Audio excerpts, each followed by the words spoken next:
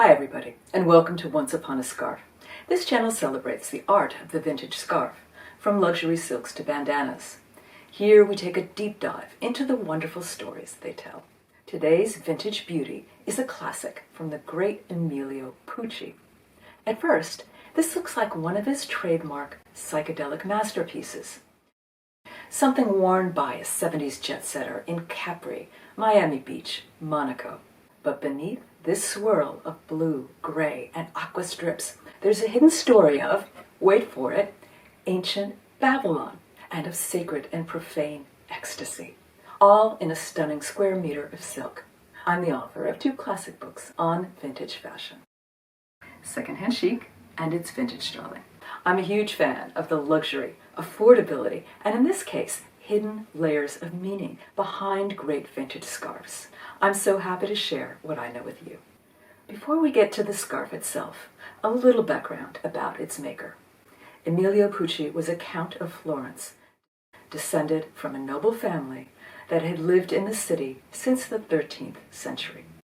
He grew up in a palazzo, quite literally a palace, surrounded by beautiful objects and family legends. When circumstances saw him begin to design scarves, he had the cultural background and well-traveled sophistication to draw on legends from around the world. Unlike most of his patterns, this one has a known name, Zadig. Doesn't ring a bell? Hold on, we'll get there. This scarf was almost certainly issued in or around 1970, coinciding with the launch of Pucci's second perfume of the same name. So who or what was Zadig? As it happens, it's the hero of a collection of tales written in 1747 by the great French writer Voltaire. Not that one, this one. Zadig is a young man of ancient Babylon whose fortunes take him from faithless women to kidnapping to enslavement to royal favor and back again, with plenty of lush gardens and beautiful princesses and camels in between. The flavor is very similar to 1001 Nights. These are the kinds of stories you'd read at bedtime if you want to dream about faraway times and lush exotic lands. Today, we might give the side-eye to the cultural appropriation, but the stories are really fun. Zadig's world is charming, and it's very funny as well. So, adventures in the desert are the inspiration for this scarf. But how do we get from ancient Babylon to a tornado in the ribbon factory, as seen here? I think what might help is taking a quick look at an ancient religious custom from that region. Bear with me now. Sufi is a mystical form of Islam and was especially popular in the Middle Ages, but is still practiced by many Muslims today.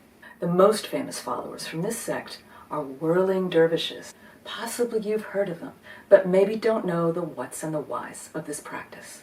These are religious devotees who pray and meditate by whirling in tight circles.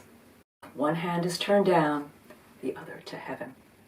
This makes the whirler the focal point of Earth and God above, imitating the spin of the planets around the sun, and very importantly, radiating love and goodwill. These rites are still performed, sometimes in pure white skirts, but in Egypt they wear multicolored pleated garments that swirl beautifully as the devotees dance. So that gets us partway with this scarf, but there may be a second element that keeps us in this part of the world, but takes us in the opposite direction.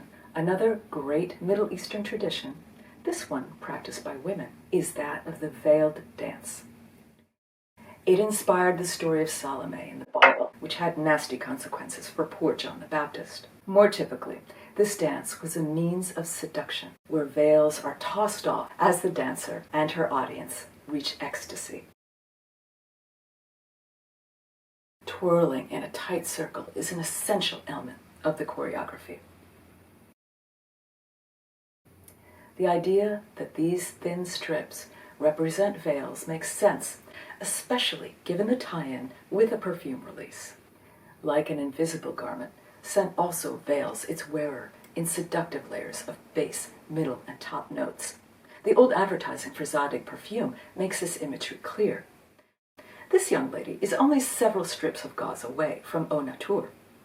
I've never smelled vintage Zadig myself, but the most excellent Gigi the fashionista on the Fragrantica website has. And man, what a great description she gives. I'll link the full write-up in the show notes.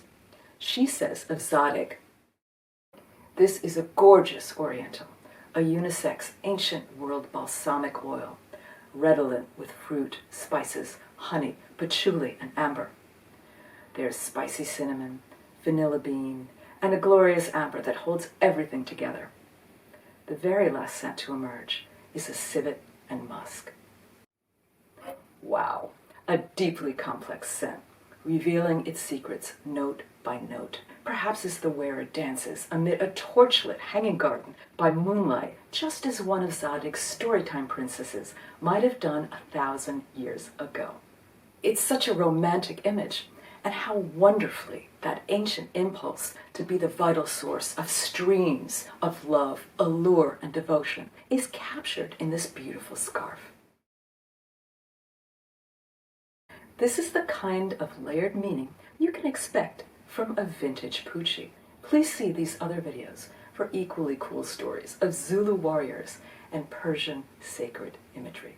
And the kicker? I found this one on Vinted for £20. The owner was about to cut it up for crafts because he didn't recognize the designer's name. This is a rescue scarf, like so many more that sit deep in secondhand bins with 1,001 others, waiting to relive their tale. And that's today's scarf story. I hope you enjoyed it. Please press the usual buttons if you'd like to see more.